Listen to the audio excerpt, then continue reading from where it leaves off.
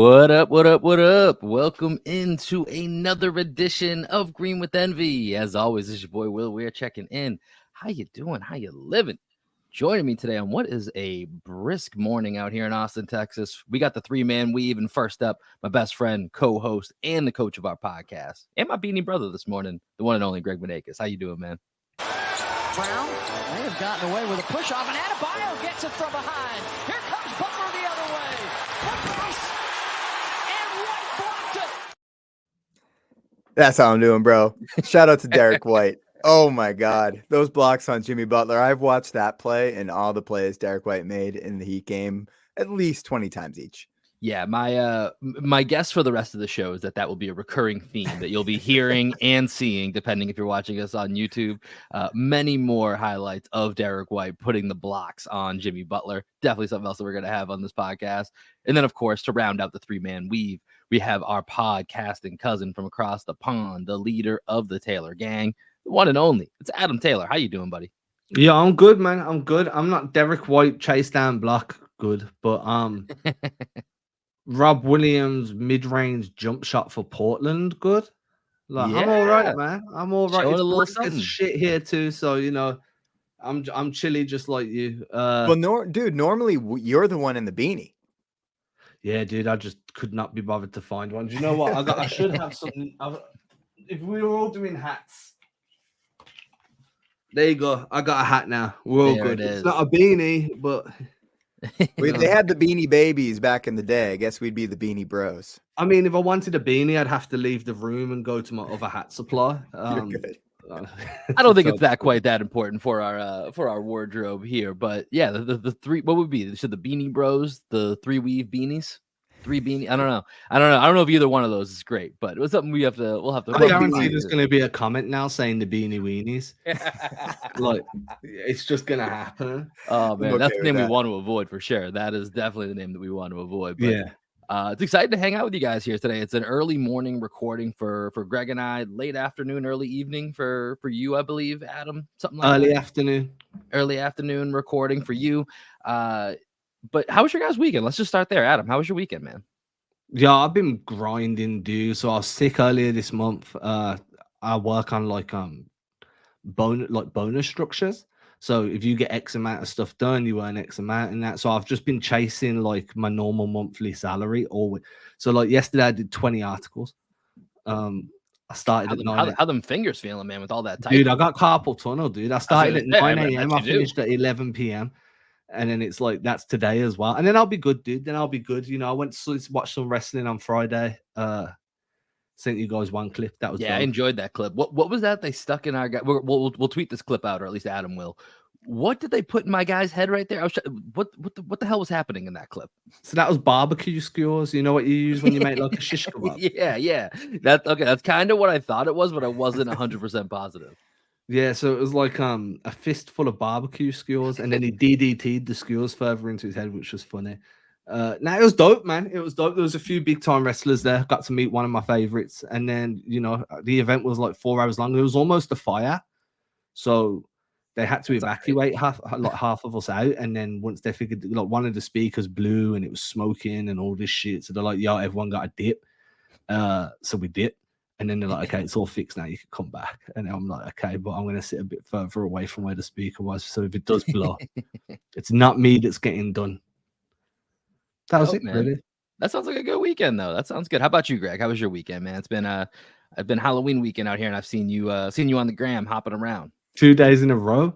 I can't do 2 days in a row, man. And our buddy Bassam, shout out Bassam, his bachelor party was here in Austin. So a bunch of dudes from my high school, from my football team were in town, and I was trying to coordinate a way to meet up with them. We ended up not meeting up, but I was out Friday at a house party. Saturday, it was my buddy Dave's, who's in Black Sheep Optimist. He's our producer. It's his birthday on Saturday. So shout out Dave. Shout out Dave. House party before. Then we went out for Danielle's friend, Brooke, just got engaged. Shout out Brooke. So it was just a whole weekend of shenanigans. Yesterday, I couldn't move, dude. It was couch or toilet all day for me. That's all I was doing all day. Just doing shuttle runs. Oh, shuttle runs, couch or toilet. And it was pretty rough. But one thing, Adam went to the wrestling event on Saturday or Friday. I've lost all track of days. Friday. But today Monday. Yeah, today's Monday. Yeah, today is Monday. Friday.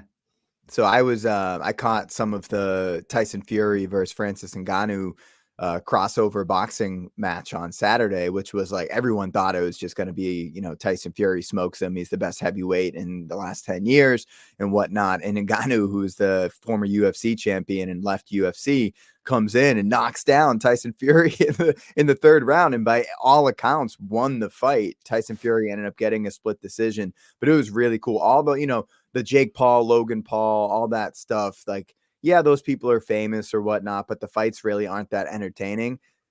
Like Jake Paul has fought against some good fighters. Like he knocked out Tyron Woodley. That was a good fight. He fought Anderson Silva, who's like a UFC legend. But Tyson Fury against Ngannou felt like two guys at the peak of their powers going up against each other. And Ngannou is now going to be ranked in like the top 10 heavyweights. So I was going to say, isn't it usually when and this is from the guy who follows us the least on this podcast, but usually the guys that cross over from the MMA, UFC world into the boxing ring, because the boxing ring seems to kind of be the middle ground, even though it obviously clearly leans to the guys that only do that particular sport, right. But it usually doesn't go very well for the guys making the crossover. So in that sense, this sounds pretty important that like you said, he's going to make a jump up the ranking and that there's a case that he might have even won this fight against one of the few people that I even know from the boxing world. It's crazy. So most of the guys that come in are just coming in for the paycheck from UFC. Right. Like they leave UFC. The UFC doesn't really pay their fighters well anyway, unless you're the main event. So all these guys are just coming in to get a cash grab. Like Conor McGregor started it all with the Mayweather fight back in the day where he made something like $50 million for that fight. And McGregor's now one of the like richest athletes in the world. So everyone's just trying to get their money and they're not taking it seriously. They're just coming in and they're like, you know what, I can fight. This guy's not like, he's not a professional boxer. I can go in there and just like throw hands and survive and I'll be okay. And they don't really have like a boxing camp. They do their training, but they don't take it that seriously. Francis Ngannou, like he had Mike Tyson, he had Teddy Atlas, he had like all these boxing legends that were helping him get ready for this fight. And Tyson Fury, he was there, like he scheduled a fight against Usyk, who's like the other heavyweight boxing champion. They're fighting in December to unite the belts. So Fury, like a week before the fight with Ngannou, announced he had a real fight 2 months later. So he clearly wasn't taking it that seriously. Ngannou came in and Ngannou's huge. He has the hardest recorded punch on record, and he put that on Fury's head and knocked him down. Did he go to one of those arcade machines and see how hard his punch was? I don't know exactly. Those are the only official ones of record that I got. Yeah, I don't know if it was like, was it Rocky IV with Drago, where they have him in the lab and they're actually testing the punches. He's like clearly on steroids. But it was a great fight. Adam got to see some wrestling. I got to see some boxing. Adam and I are big combat sports fans, so it was fun. I will say that if Fury fights that way against Usyk, Fury's fucked. Like, there's no two ways about it, dude. Like, Ngannou shouldn't have even been in that fight by the 4th, 5th round because isn't he a wrestler by trade? He's more of a no, he's more of a striker. He's more of a striker. He should be wrestling with that, but with that body, he should be more of a grappler, dude, man, because he'd just fucking rip people to pieces. You know what I mean? I kind of fell out of love with the UFC a long time ago. I like watching one championship more now, just because it's a little bit more fast paced than what the UFC has become. I feel like the UFC is a bit more slow now. Everybody's kind of like a lot more stalling on the ground. There's a lot like the wrestling that is there is more position rather than trying to mess someone up. You go watch one championship, watch people's jaws just hanging off their face after like the first 15 seconds. You're like, yeah, this is where I should be. But I feel like this is where I should not be, is my first reaction. Yeah, no, I don't want to be there, but I want to I want to be there virtually through the screen. You know what I'm saying? Like, if someone asked me to compete in the one championship, I'd laugh in their face. Like, no. I think I need to. I'm going to steer this conversation back to some basketball because I feel left out. This has gone down a path now where I've got to let Adam and Greg host their own show so that they can get more in depth into this. Well, Adam and Greg in-depth combat. At least we said some names that you recognize. Normally when I'm talking about UFC, I could be making up the names and you wouldn't even know the difference. But this time you knew McGregor, you knew Mayweather, you knew Fury. I don't know if you knew Usyk or Ngannou, but No, I mean, I knew Fury had a fight versus a guy who Ngannou, which I now know who it was, but yeah, so I was at least aware of what was happening. He's a But big guy. they're all big. big. They're all He's big. like 6'5", 270. He's fucking He's a huge. big guy, dude. I would not like to fight Ngannou. Using my transition skills. Speaking of big guys, let's talk about the first week in the NBA. So last week, we kind of stumbled upon a format that we really liked, and it's 3 things with the 3-man weave. And we get to go around. We get to go around here, and we each give 3 different things that we noticed, or we liked, or didn't like, whatever we wanted, whatever direction we want to take it from this week in the NBA. So let's take a quick break. And then when we come back, we're going to go Greg, we're going to go Adam, we're going to go me, we're going to snake draft this, and we're going to go 3 things with the 3-man weave. Real quick, Will, one more thing. Brown may have gotten away with a push off, and Adebayo gets it from behind. Here comes Butler the other way. Porzingis, and White blocked it. And now we'll be right back.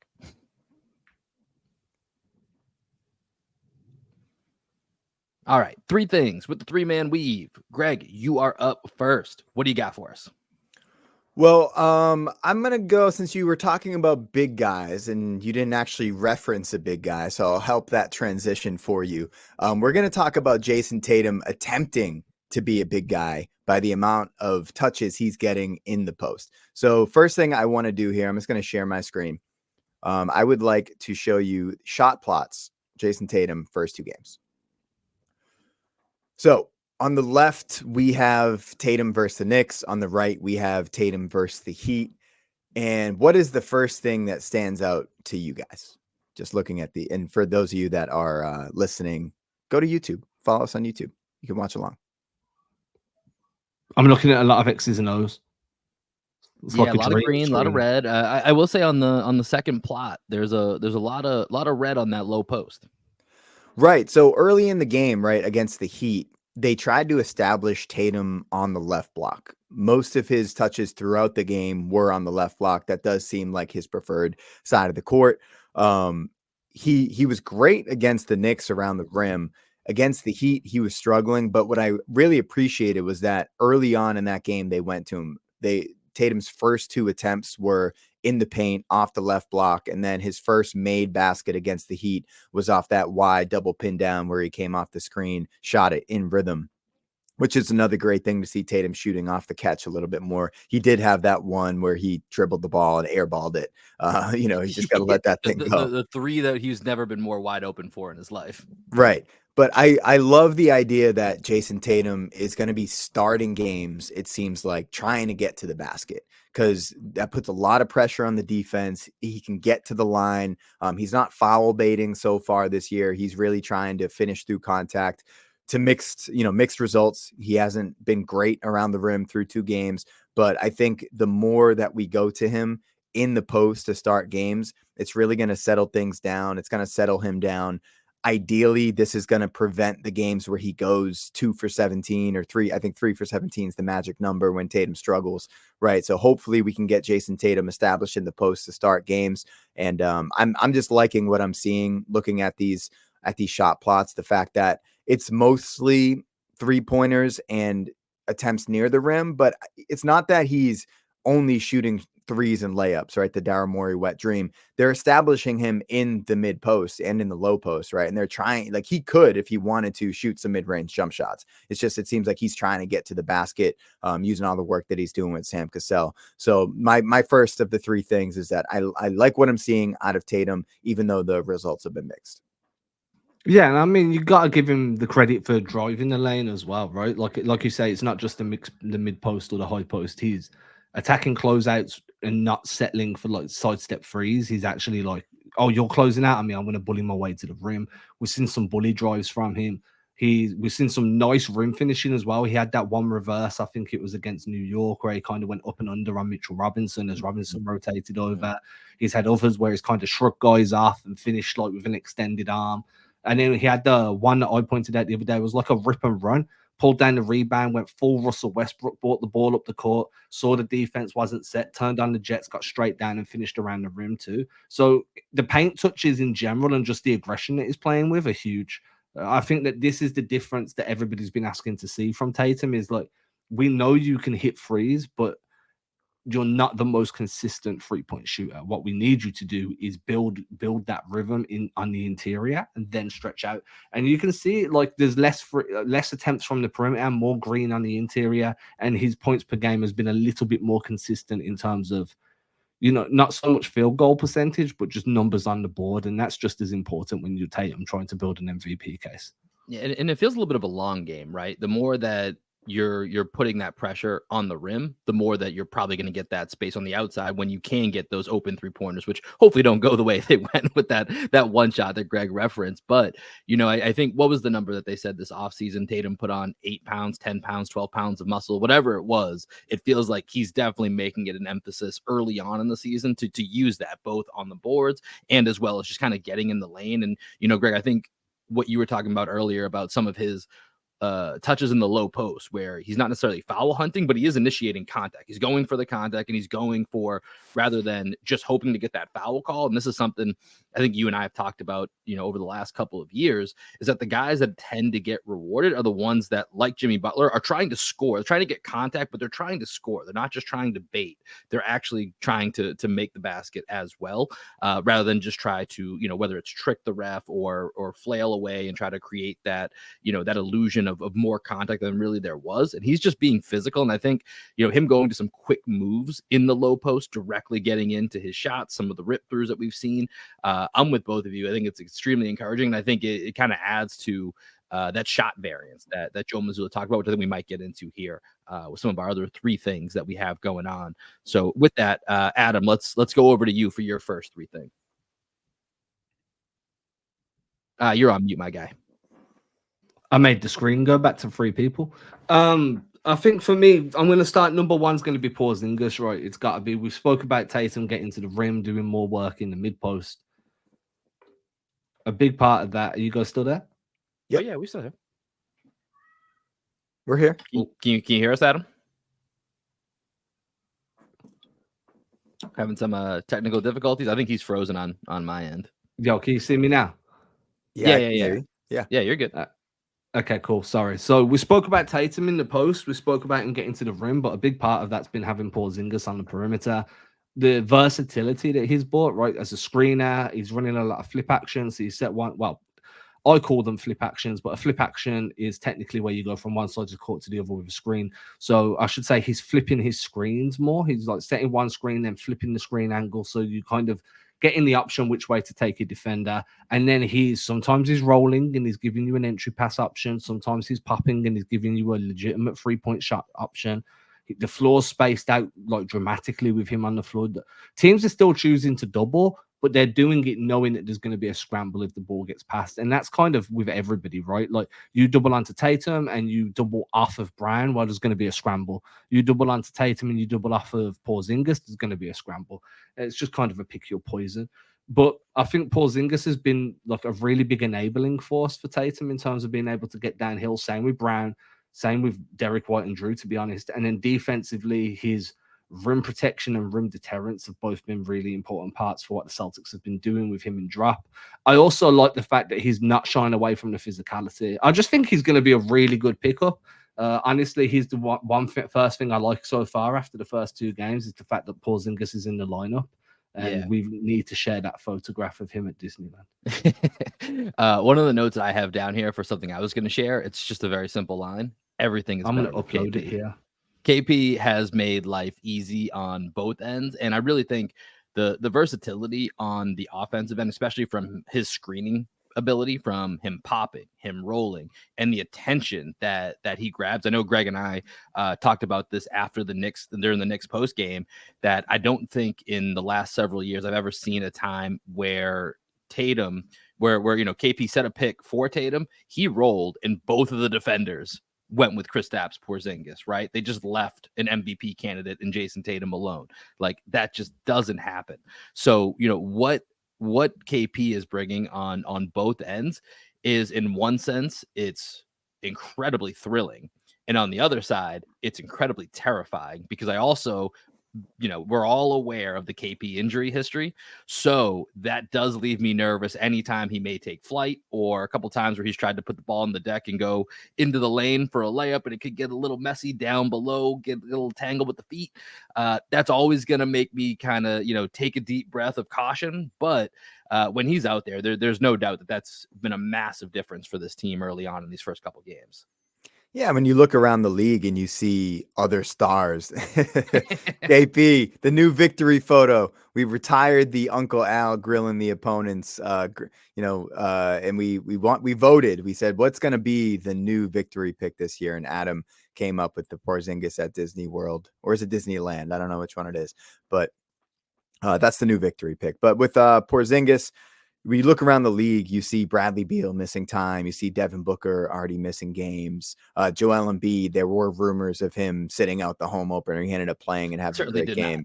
Yeah, but it's great to see Porzingis healthy so far. I hope the Celtics are able to get his minutes to 28 to 32 versus 32 to 38. So hopefully we can kind of monitor those. Horford is going to need to have a really big year off the bench and establishing himself as that sixth man. Yeah, for sure. And I think that's actually a good transition into my first thing that I want to talk about. And it's actually, more of a question that I want to get your guys' thoughts on than anything else. So for my first thing, and this would be certainly fall into that overreaction of a 2-game sample as we're recording this before the Wizards game on Monday night. Should we be worried about the second unit? I know we've talked a lot about the depth that this team has, and a lot of it is regular season depth, but we feel pretty confident getting to 7-8 guys. That preseason P confidence hasn't necessarily transferred over to these first 2 games. Hauser hasn't shot the ball well yet. Luke only played in 1 game. Brissett, we could talk about that. Came in, at least had the energy, also had a few turnovers mixed in there as well, but brought that energy to make a difference. But 20 points total in the 2 games from the bench, 8 of that from Al, who as we've seen on the broadcast, they love referencing the Celtics have 6 starters. So not even necessarily counting Al in this, should we worry about the second unit, but more speaking about the Pritchard so far, Brissett, Hauser, Cornette, and those that we haven't seen. Is there, just now getting a full look at what the rotation looks like, having some actual game tape, either of you concerned about the second unit right now? I wouldn't say I'm concerned. I think it's going to be a little bit of an experiment to see which guy is going to earn that role. It's only 2 games, right? So super small sample size. Personally, I said this on the last podcast, I don't think Luke Cornette is long for the Celtics rotation. I don't think he's as effective as a basketball player as a Brissett can be, just with his energy and athleticism, as we saw. If he commits to just crashing off the glass, that's much more than Luke Cornette can do. And then we have Lamar Stevens, who I think can do a lot of what Brissett can do as well. I like that the bench right now does have pieces that we can throw out there against different types of teams, right? I think, for example, last year we had Blake Griffin, and in my opinion, Blake Griffin was 100% on the roster for an eventual matchup with Giannis Antetokounmpo, right? We didn't really have anybody designed to go up against the Heat. There was nobody on the roster. This guy is going to be an X factor against the Miami Heat. And we saw in the first game that Brissett was already an X factor against the Heat with his ability to guard up a little bit and guard Adebayo. He guarded Jimmy Butler well a couple times. He out rebounded Jimmy Butler on a free throw. Jimmy Butler, if there's one thing that I'm going to trust about Jimmy Butler, it's to do all the dirty work and to get those rebounds in traffic. And Brissett out rebounded him at one point. So, I'm not concerned at all about the bench. I think that Pritchard, he wanted a role so far. He's getting about 10 to 12 minutes per game, which is a role, but we need him to be better. I think we need Pritchard to be a little bit better. He had a few drives in each of the games where it was, and I hate to say it was Jaylen Brown-esque, but the times where you get in the lane and you're like, oh shit, no, there's no room to do anything. Let me turn around and hope that there's someone for me to outlet this to behind me. And you're kind of trapped in no man's land. I've noticed that's happened to Peyton Pritchard a couple times in the first couple games. Right. And then with Hauser, he had that one big 3-pointer off. I think it was off a Brissett offensive rebound. we need those guys. There was in the first game against the Knicks, there was one possession where we got back-to-back threes from Hauser and Pritchard, and they both missed them, right? Like those guys being on the court, we need to have them be able to swing games. And I think so far off the bench, the only guy that's had like really impactful minutes outside of Horford has been Brissett. So we need somebody to step up each game off the bench, because we do have a bunch of guys that are capable, but we don't know how consistent they're going to be. And, Adam, I saw in your 10 things that you decided to eat, gladly eat some humble pie over Brissett. So what were your thoughts on Brissett? Yeah, I had no choice but to eat some humble pie. You kind of served it up for me and was sitting there looking at me like, you're going to eat that motherfucker. I was like, okay. It wasn't really a choice. He played well. I think, my issue's always been in terms of a skill set that he brings. Now, if that skill set's just hustle, then fine. I think there's a role for him on that team, because they definitely needed that hustle against Miami. He came in and really changed the flow of the game, changed the whole outlook of how Boston were approaching that game in terms of physicality and just the way they fought for second chance points after he kind of had a couple of big offensive rebounds. If that's the role he's going to play, then fine, I'm all for it. You need somebody like that guy that's going to come in like an Energizer Bunny and just give you what you need. Skill set wise, I'm not going to rely on him to score. I'm not really going to rely on him to be a lockdown point of attack defender. And there should be guys other than him that step up more frequently than he does. But look, against Miami, he was exactly what they needed. And I can't sit here and say he played trash when it's not true. Like, he played really well. It just wasn't from a skill-based aspect. It was from a hustle-based aspect, which is fine. Well, there's one thing with his game. Yeah, well, with guys off the bench, right, against teams like Miami, we saw it in the Knicks game where they went Hauser hunting for, a 3-minute stretch to start the fourth quarter. I think Brissett is one of those guys that might be a better playoff rotation guy, because you need that positional versatility where you can't go Brissett hunting, right? He's not going to be relied upon as a point of attack defender, but he's not going to be a weak link in that defense. And I think that's the issue with the Pritchard, even though he fights on the defensive end and he can guard in the post a little bit better than you might expect given his size. Teams will hunt Pritchard, teams will hunt Hauser. You can't really do that with Brissett from what I've seen so far. He stood up against Adebayo, he stood up against Butler, and he does have really good instincts moving his feet. So, that's just something to keep an eye on moving forward. Yeah, I would say overall, just to come back to like my original question, just should we be concerned? I'm with both of you. I'm not worried yet. It is something I'm keeping probably a little bit more of an eye on here going forward as we start to get a larger sample size. And I think for me, the biggest thing is trying to see who Joe Mazzulla starts to, as he plays around with, what's the right mix, right? Of who from the first unit with the mix of whoever it is from the second unit, and start to see what combinations are going to work and balance each other out. We know last year, obviously Jaylen and Malcolm lineups were one that like never really quite meshed. So I think it's trying to figure out, who's with that second unit, who's getting the right touches, who's helping to optimize each other's skills, whether it's Brissett out there for energy, Hauser for shooting, or whatever it might be. So I think it's worth keeping an eye on, but I'm with you guys, not quite worried about that yet. So let's go. I'm going to do my second thing now, then we'll go back around the horn here. So going to my second thing, I'm going to steal party. They showed some poise through the fourth quarter struggles to hold on to the win. Long outlet for Butler. Swatted by White, and it stays in play. It's too good. It's too good. And, there's so many, there's so many highlights, like even just beyond that one that I could show.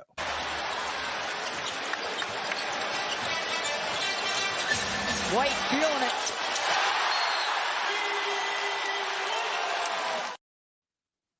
Yeah, so my second thing of my three things is Derrick White is my new hero. He's my new Celtic hero.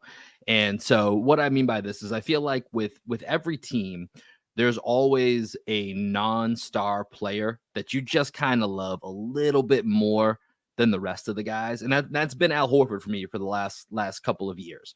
Last year, Derrick White started to rise up the ranks. This is a little like Deion Sanders ranking his kids, right? Like, let's just be honest. Like, you have favorites. Like, it's just how it goes. And Al's been holding down the number one spot. I've been reluctant to let go as much as I've started. I always make the reference of going to my florist to go give Derrick White his flowers. We made our first stop this weekend after Friday night, hit up the florist, said, send him everything. Send him everything you got. We'll be back next week. But Derrick White is now number one in my power rankings of non-star Celtics. He just does everything. And I think it's so great watching the Knicks game versus the Heat game, where it felt like they were both very complete Derrick White games in very different ways. In the Knicks game, he was more of a connector, doing all the silent little things, and ends up with, I think his stat line was basically something around of like 6, 5, and 4, 3 assists, 2 steals, whatever it might be. Like it was like all those little things that culminated, rarely makes, any bad decisions or mistakes. And then you have a night like Friday night where if you're just another team looking around, you're like, God damn, that's their 5th best player. Their 5th best player just went nuts and had that type of game to go ahead and take out the defending Eastern Conference champions. And yeah, I know they're missing a couple guys, but Derrick White is he's just everything you could want in a guy for this team. Fits perfectly, gives you what you need. So my second thing is Derrick White, now officially number one on my non-star Celtic rankings. Yeah, that last clip you showed of D White coming down in transition, left hand hang dribble. My literal favorite shot to do as a basketball player myself is that exact shot that he did. Come up the left side of the court, sees a guy kind of backpedaling, expecting him to drive, hang dribble for a second, one hard step to your left, pull up 3. Cash. The fact that Derrick White is like starting to find his confidence on the offensive side of the ball. Sans Marcus Smart. We don't have Marcus Smart, taking those Marcus Smart shots that drove us crazy last year. Derrick White stepping into that role. I'm expecting him at some point this year to have a 5-5-5. What is it, like 5-by-5 game? Yeah, at 5 least, by 5, yep. 5-by-5 game. I think Derrick White's going to have one of those this year. He's been unbelievable thus far. The blocks on Jimmy Butler. It's great to see somebody on the Celtics, now that Grant Williams is gone and we don't have Grant to go nose to nose with Jimmy Butler, somebody standing up to Jimmy Butler. So the fact that Derrick White was able to stuff him 3 times in that game was amazing. So yeah, I feel you on that, man. Derrick White was unbelievable in the second game. And also real quick, just his 3-point shooting, right? Because I think at one point during our previews, when we were talking about what could be, one of the downfalls of the Celtics is like, are we positive Derrick White shooting is going to hold up? Because last year was his career best. He's been more career 33, 34%, somewhere in that range. And last year was at 38%. And of course, small sample size. We'll see what happens as the season goes on, but very, very promising start for Derrick White here. That shooting is going to hold up. And I think some of that goes back to our first thing we talked about, which is the KP spacing effect of just how everything else starts to open up with the way that this team is set up. With that, Adam, any thoughts on? I know you're having some internet connection issues, some connectivity issues over there. Any thoughts on Derrick White before we go to Greg's second thing? Oh no, it's back to Adam. It's actually your back to Adam. While we have Adam on, Adam. Let's go to Adam's second thing. All right, Bald Derrick White is the best Derrick White. There's my take on Derrick White. We'll keep this short and sweet. It's part of the Bald Brotherhood Alliance, the NBA. So I mean, that's why we left him for you to select, man. That's why he was your choice. For me, number 2, a little bit still Celtics related, but not directly. If anyone follows me on Twitter, you see me tweeting these out recently. A lot of people like them. Some people really don't understand why I'm doing it. Celtics balling out around the league, former Celtics. Marcus Smart's had a good start to his time with the Memphis Grizzlies. Robert Williams, as I alluded to earlier, shooting mid-range shots. They're running him in like Bam Adebayo handoff actions type things. Portland are just throwing everything at the wall to see what sticks. Malcolm Brogdon statistically is having a good start to the season, but if you watch his play, I just think it's been quite selfish overall. So, maybe, but that's right. It's the same reason I didn't like Dennis Schroeder. If you don't reward the role man, Adam does not like you.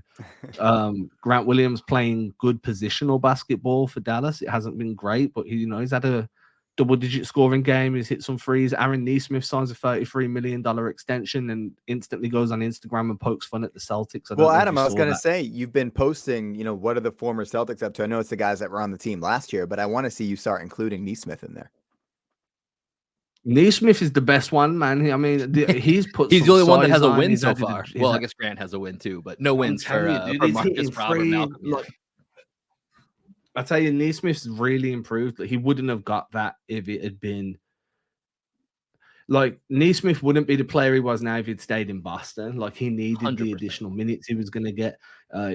He's improved his handle, he's added size, he's attacking the rim more, he's playing with more control. Did you see what he posted on his Instagram yesterday?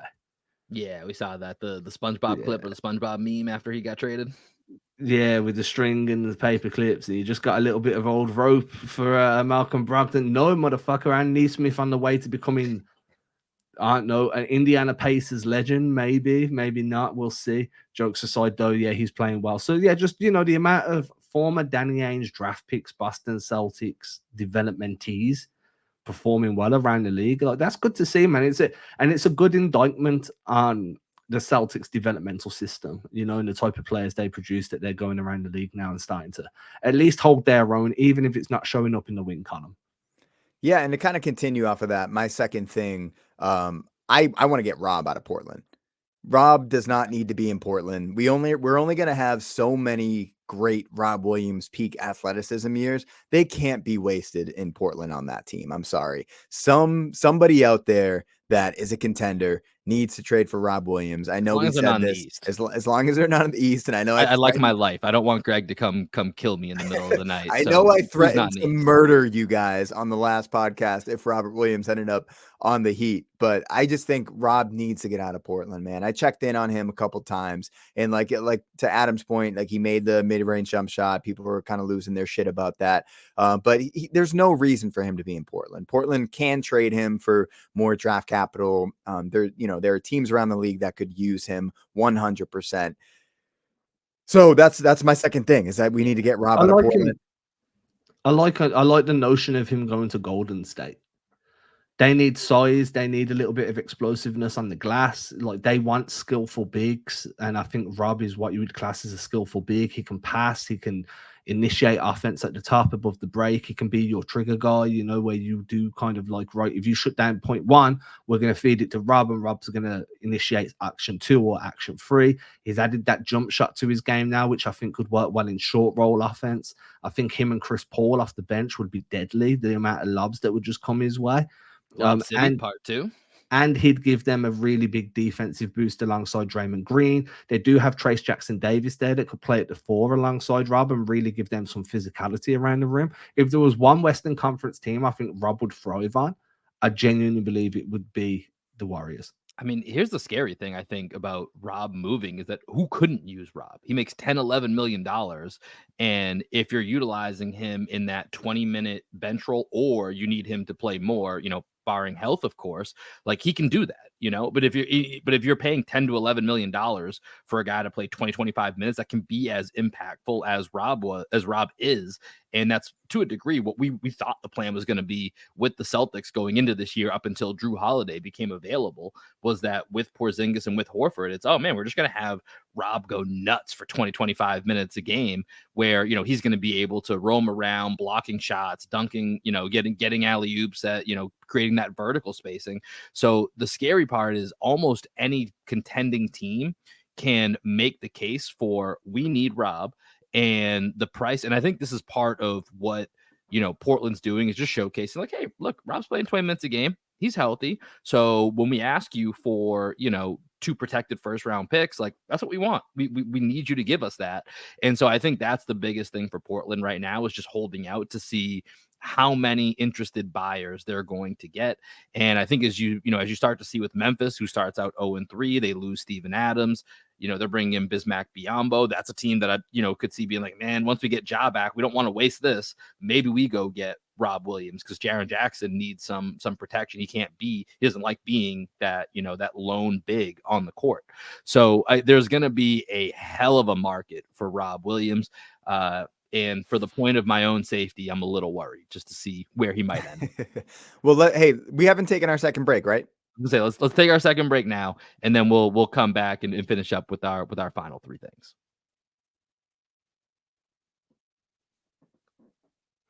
All right, Greg, let's go. We got our last 3 things, or each of us got one more thing that we're going to point out here. Greg, you are up first. What you got for us? This is just kind of something I find funny throughout the year. Trying to share my screen here again. Why is this not working? There we go. Okay, so just at the beginning of the year, I always find it funny to look at the league leaders through a very small sample size. So I have pulled up here for those of you watching on YouTube, just the league leaders, points per game, rebounds per game, all that stuff.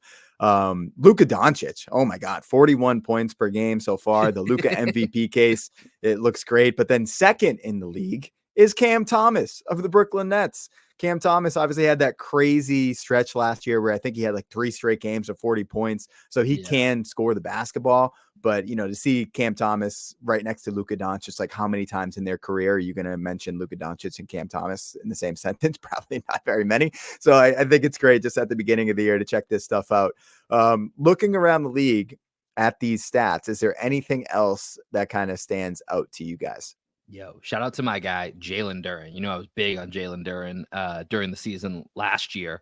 While the Pistons were not very good, I was very big on Jaylen Brown, who is 19 years old and is just a fucking man-child, has been dominating out here. I think I got to look up his full stats, but right now, leading the league in rebounds per game at 15.3, putting up impressive stat lines in all of the Pistons starts. So I know that's something that's jumped out to me to see if, in his second year, if he's already a guy that's kind of making a leap into that, top 10 range of centers around the league. Adam? I think the one that makes me laugh the most is former Celtic Mo Wagner being third in field goal percentage. Like, dude, you're not even the best. With a scorching 88.9. Dude, you're not even the best player in your family. You're fucking top 3. Well, we got two former Celtic big men, Kelly Olynyk at number 5, and Mo Wagner at number 3. Because he can, I like Kelly O's game. Mo Wagner's like, dude, it's all about Franz. Like, you need to really just stop scoring the ball so Franz's name can jump up. Other than that, former Celtic Max Strus, third in 3 points made. He's with Cleveland now, so we hate him because he went from Miami to Cleveland to Boston, 2 teams that Boston really should not like. Other than that, Derek Lively balling out in his rookie year. I think that's about the only thing. I like the fact that Rudy Gobert is below Domantas Sabonis. He should be lower down because Rudy Gobert is a douche. A lot of former Celtics on this list too. Even Dennis Schroeder, number 5 in assists per game. He looks good so far in Toronto. He looked great in the FIBA World Cup. Mm-hmm. He looked great with the Lakers last year. His defense on Steph Curry in the playoffs last year was kind of underrated. So to see Schroeder doing well, Scotty Barnes, year 3 bounce back, I think is great to see out of him. He's played really well under their new coach. I forget the new coach's name in Toronto. I just know it's not Nick Nurse. And Scotty was very happy to be freed of the Nick Nurse shackles so far here in year. Did you see him get? I think he was asked a question. I just saw the clip of it in a post game presser because they played the Sixers recently. And he was just basically tried to ignore any question that was asked to him about Nick Nurse. So clearly that relationship was not great last season. Yeah, and the last thing I just want to point out, I happened to catch the Clippers against the Spurs last night. We're recording this on Monday morning. Paul George, number 4 right now in steals per game. Paul George was the best player on the court. I am not a Paul George guy. I recognize his talent, but oh my God, the Clippers defense. Like, I know the Spurs aren't very good. They're not going to be great this year. They don't have a point guard. They're running Sochan at Sochan. I don't know how to pronounce his name. Sochan. But Sochan. Yeah, he's their like de facto point guard right now. Paul George just came out. He had like 5 steals in the first half. He was a menace on the defensive side of the ball. The Clippers, I think with like 4 minutes left in the first half, the Spurs had like 17 points. It was like insane how much the pressure defense, all starting with Paul George, was putting the shackles on them. Wembanyama really struggled against the physicality of the Clippers. Clippers look great. I mean, that was always the idea, though, right? You were going to put Ivica Zubac, if I've said that name right, I always butcher it, along with Kawhi, along with PG, and those 3 together were going to be an elite defensive trio. That was all. And then you just, you drop 2 guards in that can play a little bit of 2-way basketball, and you had a championship starting 5. That's how they're meant to be.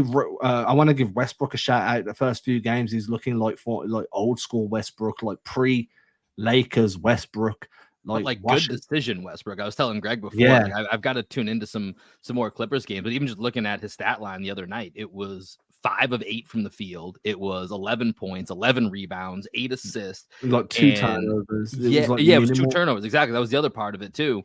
And if you get that type of Westbrook with the effort that he puts out there, and you combine that with Paul George, you combine that with a healthy Kawhi, Zubac, Terrence Mann, like, I get why you're not like, like, hey, we have to shake this all up and bring in James Harden. Like, if you get actually finally the culmination of what you've been picturing, like, and Russell Westbrook wasn't really, a part of that, at least in this way that we saw at the end of last postseason when I thought he really started to turn a corner with the Clippers as far as who he is now in his career. And if he continues with that, like, that is a scary proposition to think about what that team could be. Yeah, I mean, he's just giving them what they want, well, more than what they wanted Reggie Jackson to give them when they were trying to rebuild Reggie Jackson.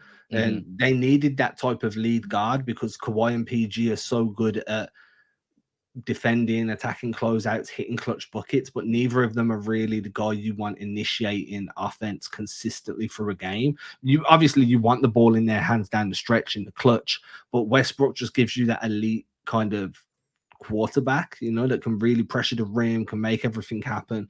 I like the Clippers as an underdog contender this year, just because we've been waiting so long for it to happen. It's their last season, if I'm correct, before they move to their own stadium.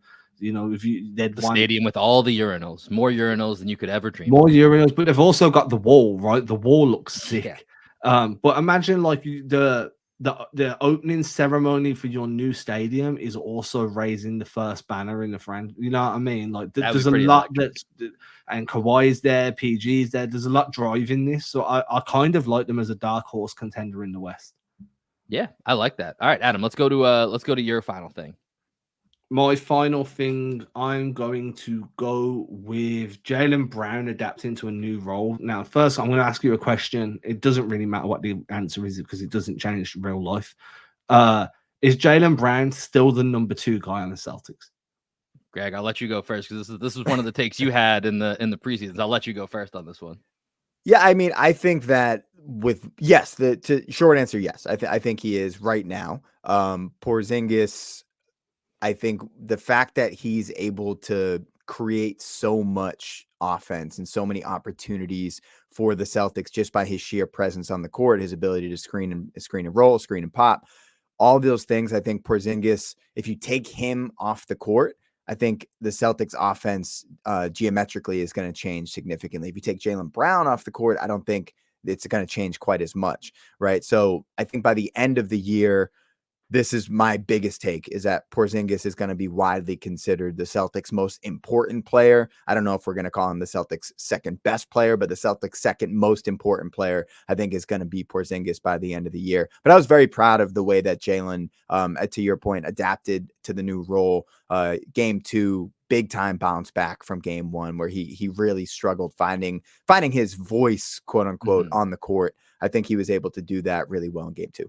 Yeah, I really agree with what you said, Greg. I was going to use a slightly different word. I was going to say for Porzingis might be the most impactful by the end of the season, because I think just the way that we've talked about several times already, how we see that, he changes the dynamic of what the offense looks like. But I still think Jaylen Brown is the second best player right now. And I think part of that is just his ability to, like, in the NBA, you still got to be able to, especially when it gets into playoff time at certain points, create your own shot, right? You got to be able to be that dynamic scorer. And I think this team is going to need that at stretches, especially when this is where I think, back to my first thing I talked about, trying to figure out what that balance is with that, who's from the first unit is playing with that second unit. Because I think that's going to be an area where hopefully we can get JB, some heavy, offensive moments as the number 1 option, where he can really carry that second unit offensively, but still be able to, continue to grow in that role of being a playmaker, of making the right decisions, as we talked about a lot.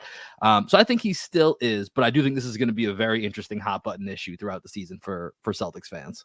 Yeah, so I've tried to be very progressive about it. I'm looking at it as we've spent years having a 1A and 1B conversation about Jaylen and Jason. I think Tatum's unequivocally established himself as 1A. I think if anybody else has got an argument, they're just doing it because they have a personal vendetta. It's a bit at that point if you're making look, you're just clearly not wanting to let go, like, accept reality. But now I'm there with a 2A and 2B, right? Like I'm okay, now it's some nights Jaylen Brown is going to be the number 2 option on the team because the matchups are going to be more favorable to JB. his shots are gonna be there. He's gonna be able to take advantage of his matchups. He's gonna be able to take advantage of rotations. On other nights, maybe you're playing the Clippers and their wing defense is just ridiculous. And now Kristaps steps up as your 2A. And now he's your bona fide second option for that game, right? So I'm looking at it as the diverse, not diversity, but just being able to have a diverse offense and have guys step up into bigger roles and step back into smaller roles. And what this leads me to is my third thing is how Jaylen has been able to kind of navigate stepping into a bigger role and then stepping back out of it in the flow of a single game. Like you saw it against Miami. There was points in the game where he kind of got featured heavily with the second unit and really thrived. And then he gets surrounded by Kristaps, by Drew, by Derrick, and Derrick starts getting a hot hand. So now Derrick steps up into like a 2B role. Kristaps is having a good impact in terms of just getting touches on the ball and creating offense with his gravity, with his vision. Jaylen took another step back. Then he was needed to dominate again and he steps up. So it's just having that kind of like, basketball emotional intelligence to understand when you need to step up and step back. I mean, this is part of what I've said about Jaylen even before, this season, is that I think he has one of the toughest roles in the NBA of knowing when it's my turn, when it's my time to take a back seat. And I think now it's an even more of a learning process, so you said, right? Because you're throwing in, and throughout all of this, we've said 2A, 2B. We didn't even mention Drew Holiday, who I think Holiday, also in game 2 against the Heat kind of found his role offensively a little bit more, right? As to when to pick his spots, when he was able to, be handling the basketball. And so that's the other piece of this as well, right? Because it's not just the 2A, 2B. It's really a 2A, 2B, 2C. Like that's how crazy. 2D. Throw D White in there. Not 2C. It might as well be. It's pretty close. I just talked about Derrick White being my hero, but I think if we put him in that category, Greg, then I gotta rearrange my whole non-star ranking. So I feel that's fair. But just real quick, one last thing on Jaylen.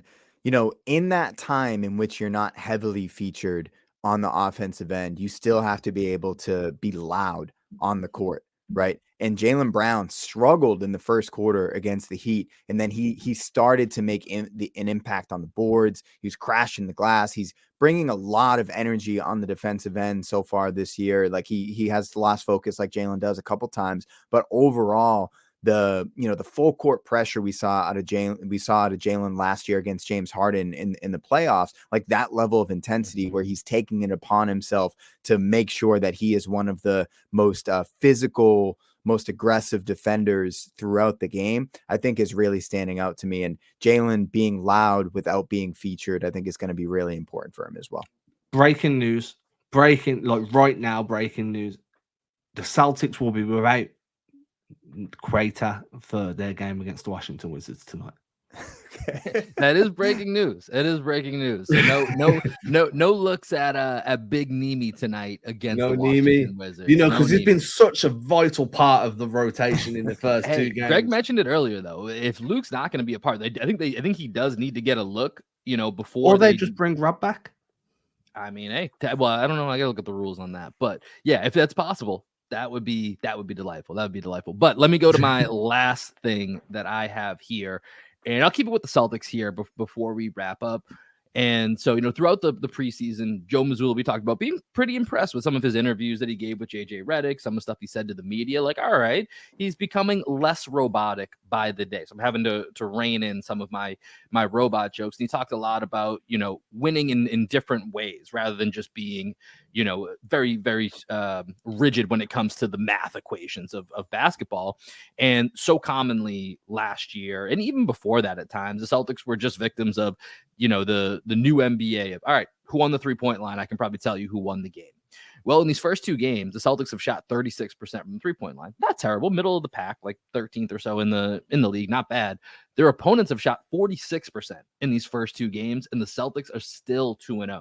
So once again, small sample size, but teams with hot shooting and the Celtics are able to overcome that and get those victories. We look back at the Eastern Conference Finals last year, and one of the deciding factors was the Miami Heat role players just went nuts. All of them collectively went nuts at the same time. I remember specifically in our previews for that, we were saying, hey, as long as not 3 out of the 4, but it's only 1 out of the 4 or 2 out of the 4 of these guys get hot, then I think we'll be okay. I can't really find a way for the Heat to win. Well, everybody, and Caleb Martin turned into an all-star, got hot at the same time in those conference finals. So I think when you look at the Celtics finding a way to win, not just at the 3-point line, but we've talked about low post touches for Jason Tatum. We've talked about Porzingis being aggressive and getting to the line. Drew Holiday, Derrick White. We've looked at the block shots, the transition points, getting out, getting those easy buckets. Adam, you talked about Tatum getting the rebound, pushing the tempo like he's Russell Westbrook. Like, these are all things that I think are creating a different variability for the Celtics. So small sample, but the Celtics being able to win without shooting the ball their best and having teams shoot above their weight class, I think is an extremely positive sign just early on in the season for this team. Yeah, and you brought up, basketball is math. That's something that Mazzulla talked a little bit with JJ Redick about. And basketball is a game. I've said this multiple times. Basketball is not a math equation. And the fact that the Celtics lost the math equation and won the game is more evidence for Joe to realize that it's not just math, right? You can still win basketball games and get it out the mud like Jaylen Brown did in the game against the Heat. There are ways that you can still win basketball games. The corner crash, right, that we're seeing a lot so far this year. It seems to be that energy factor. Right. It seems to be a big emphasis that you can, right? So for so many years, teams have wanted to get back on defense, form a wall, prevent transition points and whatnot. That's been a big staple of teams around the NBA and Celtics basketball, right? A lot of times Celtics want to set up their half-court defense so we don't necessarily crash the glass. But there's no reason why someone off a corner crash can't crash, use their instincts, see if the ball's going to bounce sort of towards their way. And if it's not, you just sprint your ass back on defense. Like, you're still very capable of getting back on defense with hustle. And that's like, to your point, Will, the amount of transition baskets that the Celtics are getting, or transition opportunities, even if they don't end up taking a shot quickly, they're pushing the ball. Even in crunch time, that was one thing that I was really excited about in the last 5 minutes of that game. They didn't just walk the ball up the court, which drove us fucking insane over the last 3 years, is how often they would walk the ball up the court. And then there's 12 seconds left on the shot clock, and we end up getting one action and a shot, right? Like, that happened so many times last year. That one play, I forget which series it was, when Mazzulla didn't call a timeout and we had like 14 seconds to get a shot off. We didn't get a shot off. Like, all that stuff happened last year. A lot of things are changing this year in Mazzulla Ball year 2. So super excited about it as well. I like the fact that they're scoring more inside. Now, jokes aside, when you mentioned the math equation, I always, and like, as a film guy, like somebody that does most of my research by watching rather than looking at numbers, I've never really been big on analytics in terms of, if you want to talk to me about someone's LeBron rating or anything, I really couldn't give a shit. Honestly, to be honest, I'm not the going to lie. Vorps and the Schmorps. Yeah, like, I tend to listen to a lot of, like, I don't listen to a lot of podcasts, but I listen to a lot of podcasts where coaches are on there, right? And I tend to stick with the stats that coaches look at. So defensive field goal percentage is the way I judge a defensive play. Do you know what I mean? So I'll stick with them. And then I always stick with the KD explanation of, no one wants to look at a fucking graph when having a hoops conversation. You know what I'm saying? So when Joe's like, well, if you look at the math with the freeze and the no, dude, no. You're the only coach I've ever heard speak like that. Do you know what I mean? Like, even Steve Kerr, that presided over this Warriors shooting 2.6 billion threes in the last 8 years, doesn't view the game that way. Like, and I think that him being around guys that played in the league now, like the Sam Cassell, the Phil Pressey, that are just hoopers, and having somebody in his ear, like, no, look, it might make sense on paper, but the way you implement it doesn't make sense in reality.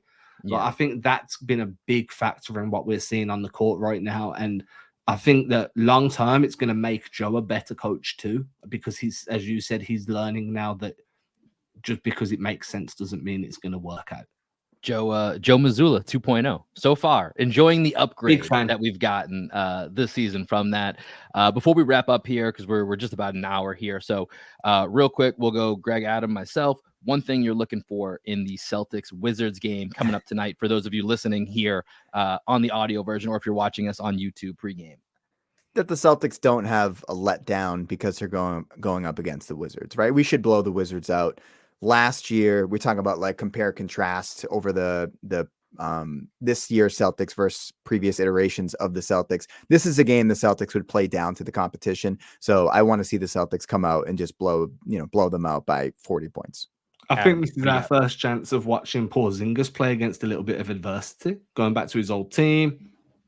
Like, I know we saw him played against New York, and I know they were shouting for Porzingis, but he's been back there. Fantastic, by the way. He embraced it. He loved it. I loved it. That's what that's good sports hate, by the way. Just in case y'all are wondering, like that's fun as hell. But he's been back to the Garden multiple times with multiple different teams. This will be the first time going back to Washington's wherever they play.